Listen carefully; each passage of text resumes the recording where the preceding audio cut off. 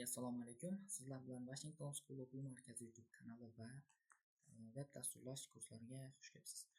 Bugun sizlar bilan CSS ga kirish qilib olishimiz kerak. CSS o'zi nima? CSS haqida gaplashamiz. Birinchi bo'lib bizga index.html faylimiz kerak bo'ladi. Bu shunaqa qilib ochib olishingiz mumkin. Plus index.html. Shunaqa qilib ochib olamiz.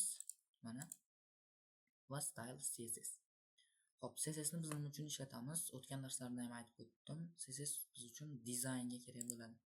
Dizayn berishimiz uchun CSS ni ishlatamiz. Style beramiz. Hop, hozir sizlar bilan HTML va CSS ni ulashni 3 xil usulini ko'rsatib chiqaman. Birinchi usuli inline, ikkinchi usuli external, uchinchi usuli esa internal.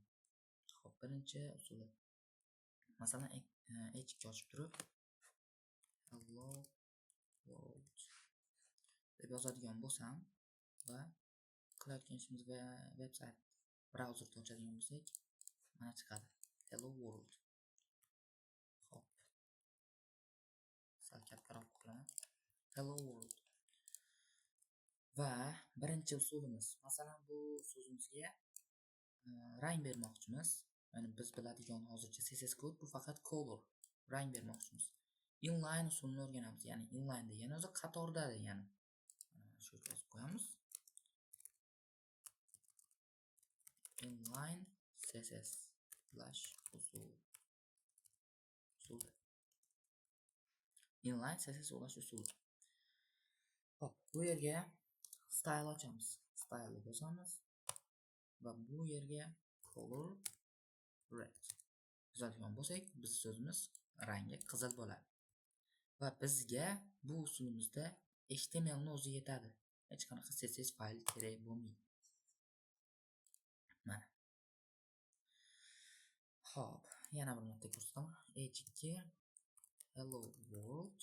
Ya'ni so'zimiz, bizga kerak bo'lgan so'zimiz va mana bu H2 ni bu joydan ikkita katta tashib turib style ochamiz va bu yerda bizda CSS kodlarni hammasini ko'rishingiz mumkin. Bu darslikda hammasini o'rganib chiqamiz. Bu darsliklarda. Hop, color blue beradigan bo'lsak, bunisining rangi ko'k bo'ladi. Hop, birinchi usulimiz xuddi shunaqa. Inline CSS ulash usuli. Endi internal usulni o'rganamiz. Internal CSS ulash usuli. Yana yozamiz hello. Hop, h2 yozamiz. Hello world yana bir marta bittani olib tashlaymiz. Mana bu inline usulimizda qizil bo'lib turibdi. Internal usulimizni endi yozib chiqamiz. Hop, ikkinchi usulimizda ham bizga hech qanaqa CSS fayl kerak bo'lmaydi. Head ni pastidan yozamiz. Style bu yerga yozamiz va h2 ni chaqiramiz. Class ochamiz, guli class ochib turib, bu yerga color red deb yozamiz. Keyin boshqa rang beramiz. Bunga yashil. Mana. Hello world. Mana ko'rib turibsiz, bittasi yashil, bittasi qizil bo'ldi. Bu inline usuli, ya'ni qator o'ziga yozamiz. Internal usuli esa CSS deb ochib yozamiz. Ammo HTML faylimiz o'zida. Va endi uchinchi va eng qulay, ko'pincha hamma ishlatadigan usulni o'rgataman. Bu usulni biz ham loyiha qilayotganimizda xuddi shu uchinchi usuldan foydalanamiz. Ya'ni external usuldan. Bizga kerak bo'ladi CSS fayl.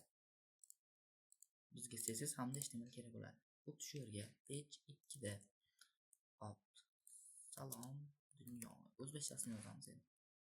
Mana yashil bo'lib turibdi. Chunki biz style deb marka ochib olganmiz.